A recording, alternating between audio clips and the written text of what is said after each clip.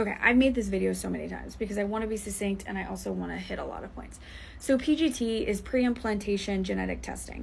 It's not the same as, but it's like, think of a NIPT, but for an embryo. This lady wants to get rid of that, right? Like, she wants people who know they carry certain genes, diseases, conditions, to not have the opportunity to get that tested and to make a decision about that embryo. So that tells me a few things. She's not in a certain demographic or ethnicity that carries these really awful conditions. And because she's not, she just does not care.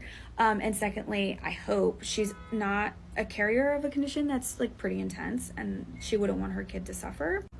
And so because it's not her problem, no one else can do it. No one else should be able to use that technology.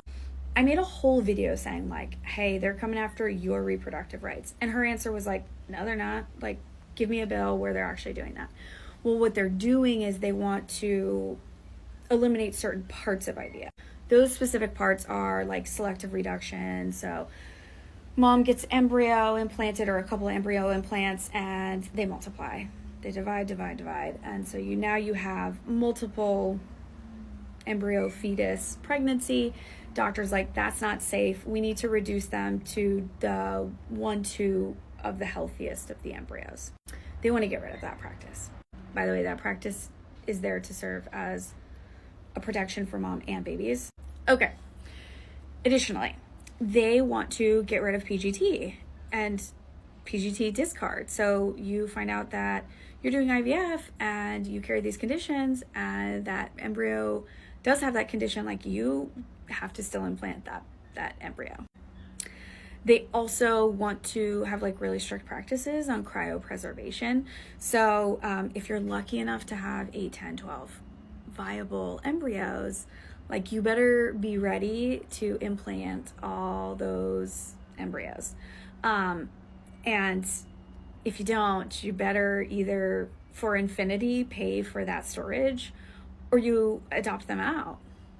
And so in my conversation with Misty, I learned that like a lot of these issues, right, are not a her problem. And so therefore, because it's not a her problem, it's not a problem. Or it's a problem that should be, it's a solution that should be taken away for everyone else. Which is wild. Like, it's such wild thinking that because this isn't my situation or because I haven't dealt with it, that like that should be taken away. That should be taken off the table for everyone else. I so never want to dictate the moral baseline for anyone. I want that to come from themselves and to come from their own experiences, their own education, their own thinking, their own, culture, like all of these things. And so to see people who get to benefit from family planning, that's not natural. Because again, like pro-lifers are like, abortion isn't natural, blah, blah, blah, natural. IVF isn't natural, guys. This is a family planning tool in the same way abortion is a family planning tool.